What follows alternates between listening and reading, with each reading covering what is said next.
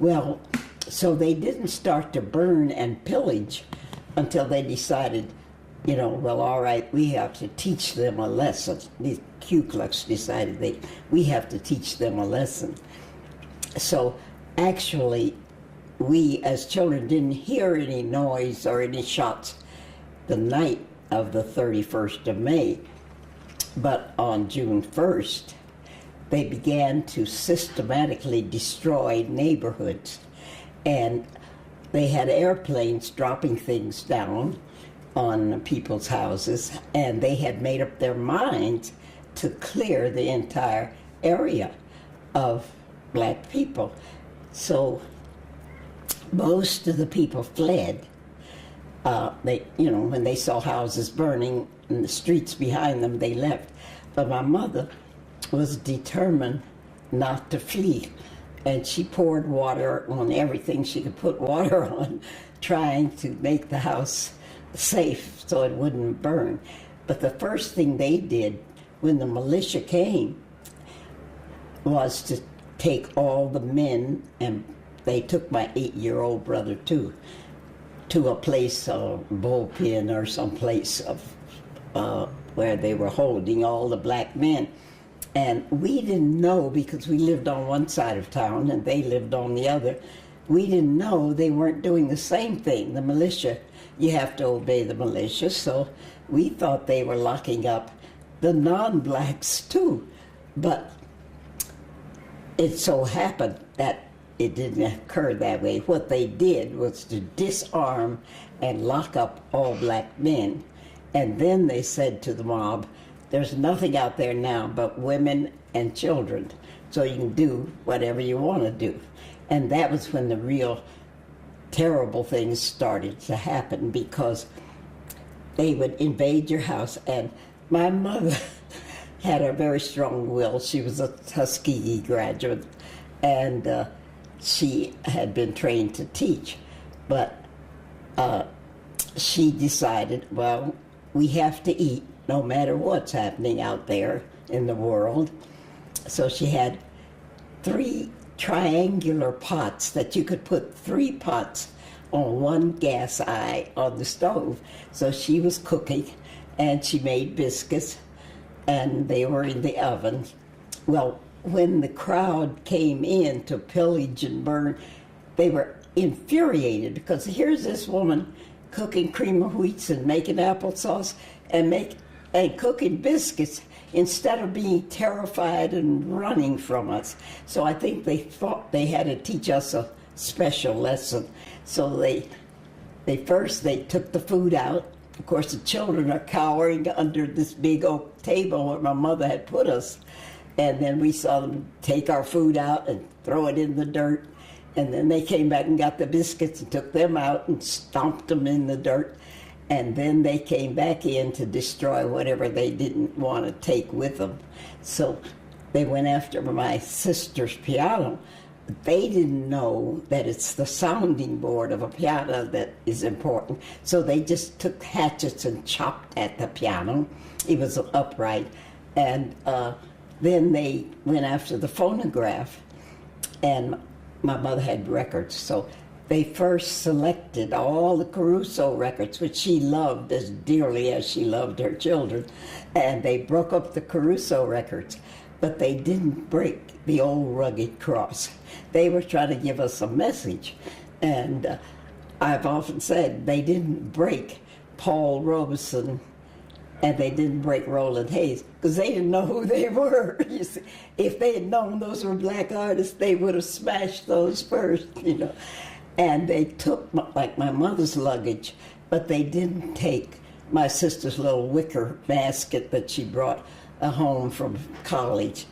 And they had already pillaged the downtown that was dubbed Black Wall Street. It was a prosperous neighborhood, but it wasn't a Wall Street. And my father's store was very well stocked, so they took everything they could take. And they had horses and buggies and different things to carry things in. And then they destroyed the building, which my dad was renting. He didn't own the building on Greenwood. And they it was reduced to rubble, actually.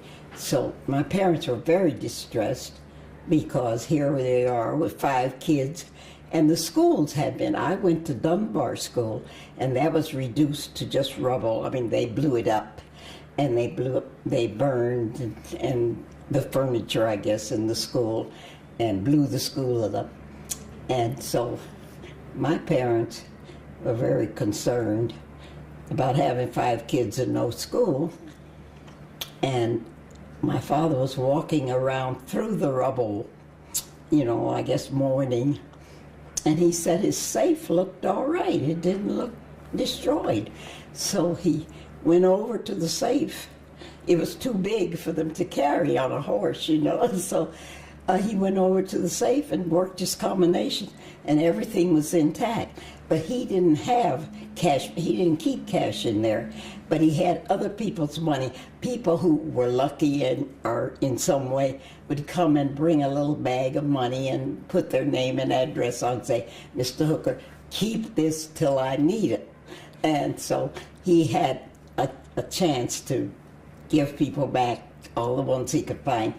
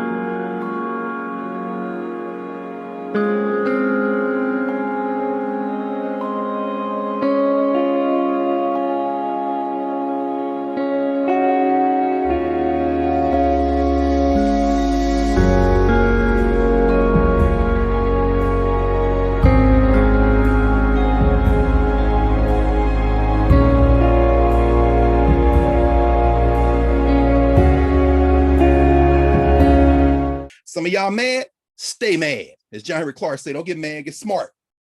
So, what did those Negroes do? What did those Africans do?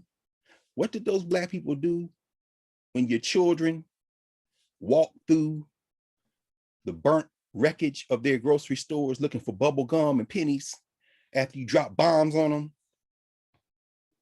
in June 1921? What did they do after that? They rebuilt. Not only did they rebuild, by the 3rd decade after it happened, by the early 50s, so-called Greenwood District and Black Wall Street, this is Carlos Hill, brand new book, 1921 Race Massacre, A Photographic History, Tulsa Massacre. By the time you get to that, did y'all know Black Wall Street was bigger than it was in 1921? I'm talking about literally bigger, more businesses, more profitable in the 1950s. But see, as a footnote in white history, the first thing, the reason we talk about it is because you're gonna own up to the crime of 21. But see, in America, it's easier. Okay, the crime of 21. Okay, all right, yeah, you're right. Okay, fine. Okay. I mean, we'll pause, we'll acknowledge it, we'll put together a commission, we'll even make an HBO series, and you can think about it, you cry, and we'll have Henry Louis Gates in a hologram, and you can find your family, and Regina King does an amazing job, and I love Watchmen and all this kind. But pause. What about when they rebuilt it bigger? Huh? You know what happened to it after that? Same thing that happened to George Floyd's ancestors' land, the same thing that happened to the land of everybody but Sarah Rector, apparently damn near, the same thing that happened that gave them the ability to build it the first time in Tulsa. You know what happened? The same thing that happened in Nashville, the same thing that happened in Charlotte, North Carolina, the same thing that happened in Durham, North Carolina, the same thing happened in Atlanta and New Orleans.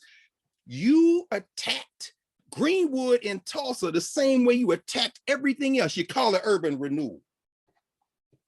You call it lack of access to capital. There's no mystery. But see, if you call it Black Wall Street in 1921, you could put it off on bombs and airplanes and shotguns. and ignore the deeper issue, which is the structural violence of this settler colony against Black people.